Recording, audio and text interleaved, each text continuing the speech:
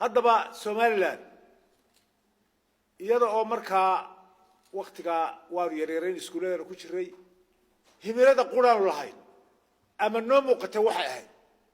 goorma dadka af Soomaaliga ku hadla la mideynaya la isu keenaya waxaanu ku fakaraynay waxaanu ku riyoonay waxaanu ku seexanaynay waxaanu ku soo toosaynay wuxuu ahaa midnimada Soomaaliyeed meel kasta joogta yahay waqtigii isticmaalkuna qaybsaday qayb waxay ka mid ahayd wixii la oran jiray French Somaliland waa dhulka Djibouti imika la yiraahdo iyagu carfaan bay ahaayeen beriga way bedeleen Faransiisku berigii dambe lagu kacay xamaasadii Soomaalida ay socotay inta magacii meesha Soomaali ka saareen meeshii loo jiray muxuu ahay Somali coast-kii ayay yiraahdeen Afar and Ciise territory qabaa'ilkii degi jiray bay ku magacaabeen si magaca Soomaali meesha uga baxo Ethiopia way ogeysiday ku baxday Kenya iyo Ethiopia dagaalo fara badan bayna dhexmaray dagaaladina dhexmaray dad badan baa ku dhintay oo ku shahiiday arintaasi way shaqay weyday markii ay muddo badan socotay dib baa loo fakiray waxa la yiri siyaasadeedii hore aan wax kaga noqono dunida Ilaahay baa waa wada nooshahay Carabtu ma midaysna Yurub oo dhan weyn ognahay xuduudeedu wadamo badan baa afaf badan lagaga hadlaa oo si badan isu bedela dadka intiisu afa ama isku diin ama isku dhaqan ama isku wadan ma aha xuduud siyaafar badan oo taariikhi ku timaada haddii aynu dunidii kaga hornimay oo powerski waaweynaa dunida kaga hornimay oo kulliga la isugu ka wartagay aynu waaqaca aqballo oo cid walba dalka ay la joogto ha ku noolaato Djibouti halkiina ku noolaada muxuu ahay dalkii markii la oran jiray muxuu ahay Soomaali galbeed oo Ethiopia iska ahaada dadkii NFD la oran jiray Kenya ahaada heshiis la gaaray bay ahayd understanding la gaaray bay ahayd dagaaladii oo laga soo waaqsaday dagaaladii markii laga xiiqay waxa timid waa hagaaga haddaba Somalilandii hore British xukumi jiray iyo Ingiriis xukumi jiray iyo Tii xukumi jiray oo iyagu midowgoodu ku salaysna barnaamijka ay sukaanka Soomaalida oo dhan muxuu soo ku dambeyn doona waxa dhacay hadii la oran lahaa de iyagu waa fayta company iyagu waaba israaceen iyo shirkadu halkaas ku dhamaatay waxba ma ateene waxa dhacay dagaal aad iyo aad u qadhaadh u farxun xasuuqa kumayaal iyo boqolaalku ku dhinteen waxa dhacday in dayuuradihii qaranka Soomaaliyeed uu lahaa dawladda Soomaaliyeed lahayd inay garoonka Hargeysa inta ka duulaan ay magaalada Hargeysa sida u rusheeyaan oo baabi'iyaan oo dad iyo duuyo wax dhaqaaqa aanu jirin waxa weeye waa dayuuradihii dawladdii Soomaaliyeed lahayd ba inta garoonka ka duurtay waliba taaqodo kuma joogine shacbigii iyo dumarkii markay qaadeen ee ka qaxeen magaalada ka baxeen ee loo jeeday carruurtii beelka ku qaadeen iyagoo sii socda ayga kaga daba tagan ku rusheeyay xadka ka gudbaya halkan dheer bay qaadatay in arrinta la iska xoreeyo halkankii asran arrintaasi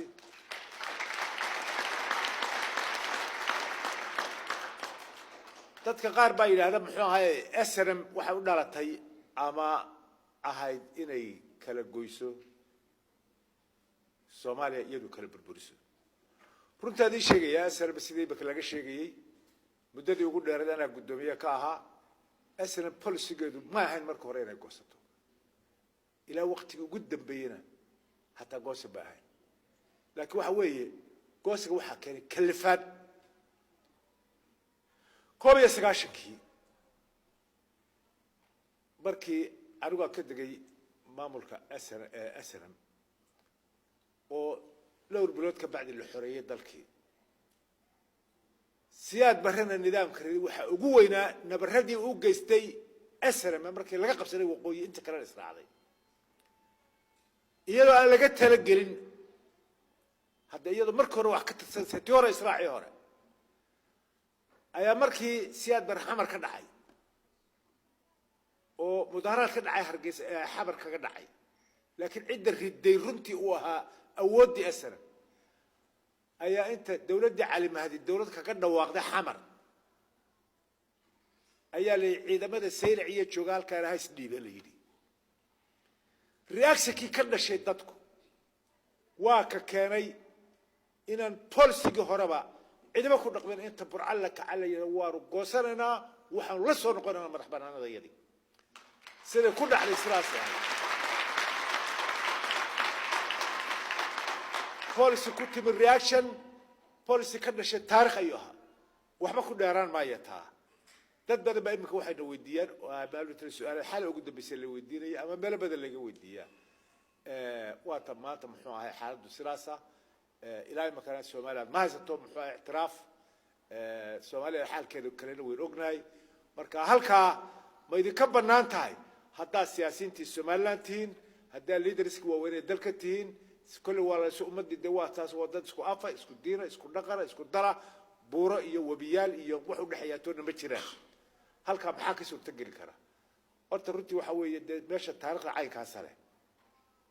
oo Soomaaliya aynu maanta ka warqabno xaaladda ay ku sugan tahay ka warqabno oo ay si kasta inta la yeelay oo adduunka iyo caalamka isugu tagay ilaa imika xamar qura la dejin kara ilaa xamaro kaliya Afrika ciidamo loo keenay dunida ma ciidamo loo keenay wala isugu tagay iska dhaaf kismaado iska dhaaf meelaha kale iska dhaaf wadanka gobolkiisa kale marka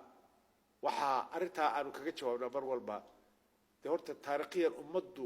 waxbay ku goosatay dastuur bay samaysay iyada shacbiga go'aan kale siyaasigu mar qofku ma laha ummaduna waxbay goosatay laakiin imika dadka ka hadlaya wada hadal horta cidda la hadlaa waa tee imika inagu dalahaan iyo dalahaan haddaynu reer Soomaaliland nahay waxaan wanaagahay lama jeclin walaalheen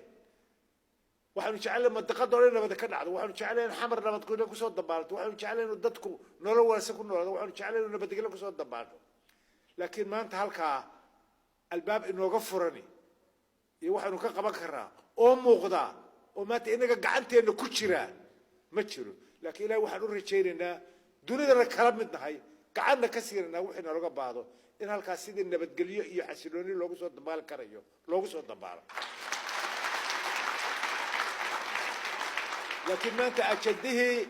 noo yiila Soomaaliland horumarinteeda i'tiraaf raadinteeda dimuqraadiyadeeda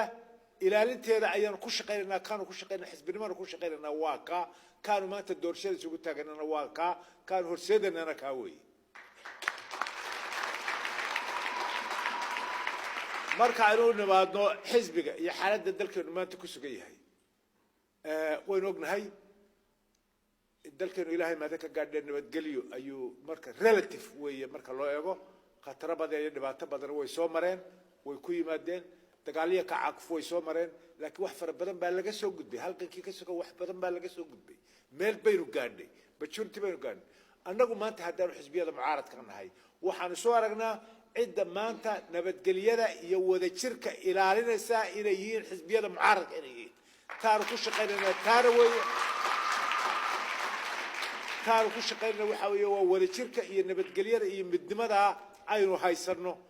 maanta marka lagu yimaado khataraha lagu yimaado mar walba marka hadal waxana wax kasta inagu aan isku hayno waa gudaheena laakiin arrimaha haddaynu shacbiga nahay culamaa diinka nahay dhalinyarada nahay siyaasiyiinta nahay axsaabta nahay ciidamada nahay aan meel uga soo wareejaysanno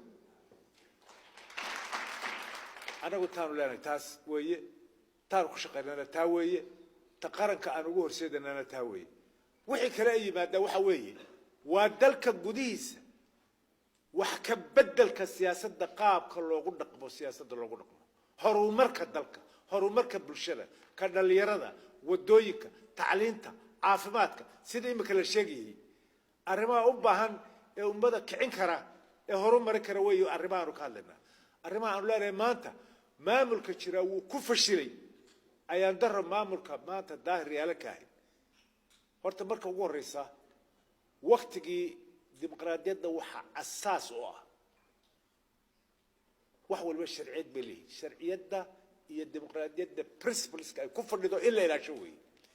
maamulka maanta jira dee